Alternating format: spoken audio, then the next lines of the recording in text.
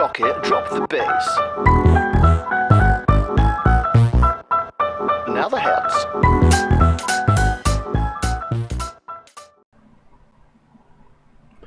The High Court in the UK has ruled that Brexit, turns out, isn't actually Brexit after all, and that Parliament must have its say.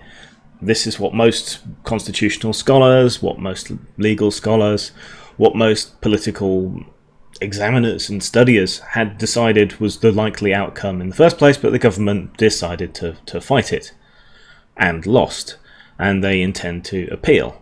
So what does this actually mean? Well, it means there is a way open for Brexit to be overturned, but this is frankly extremely unlikely, because even though most of Parliament was pro-Remain, and even though it's been a complete shit show ever since the Brexit vote, they're unlikely to completely vote it down because they're cowards and because there is a big vocal minority that are just absolutely, definitely 100% pro-Brexit, and you can see them on social media. The same people who were telling us Remainers, shut up, it's done, you can't do anything about it, just accept it, are now up in arms over what isn't even an overturning, just a way forward.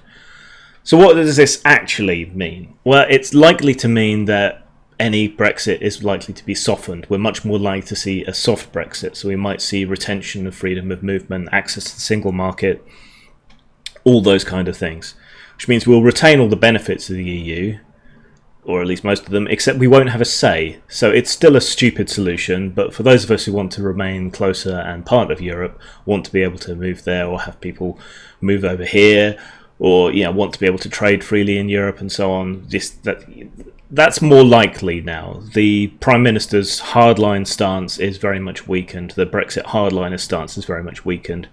Parliament will have to assent, the House of Lords will have to assent, it will have to go through the full normal procedure, which means any kind of really severe hard Brexit is likely to be watered down. So, implications of this. Lots of people are saying, well, this isn't very democratic.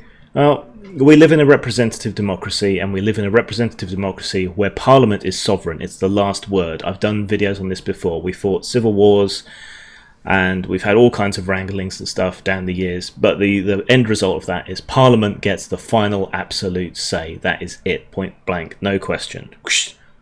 That's it. Even referenda don't overrule that. And there's a difference, as I've said before in previous videos, between democracy and ochlocracy. Ochlocracy is the rule of the mob. Democracy is usually a bit more refined.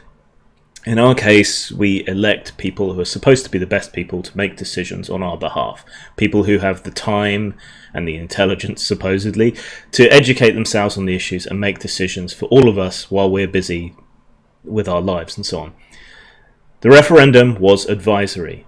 Referenda are relatively new in the UK, and they come in two forms, advisory and binary. An advisory referendum means basically nothing. It's just sort of taking the temperature of the public will and figuring out what to do. A binary referendum is one that's actually binding, where Parliament gives up its sovereignty to the people in a similar way that it's given up certain powers to Europe in the past to make the decision. Absolutely. So examples of recent binary referenda were the alternative vote referendum and Scottish independence. Those were binary referenda, if memory serves. So if those had gone the way they didn't, Scotland would be independent and we would have a much fairer voting system, albeit not proportional representation. The vote on Europe was advisory, so it basically means nothing. It was not binding. It's the choice of the government whether to go along with it or not. They decided to go along with it, even though it was incredibly narrow and all the other problems with it, the disinformation and so on.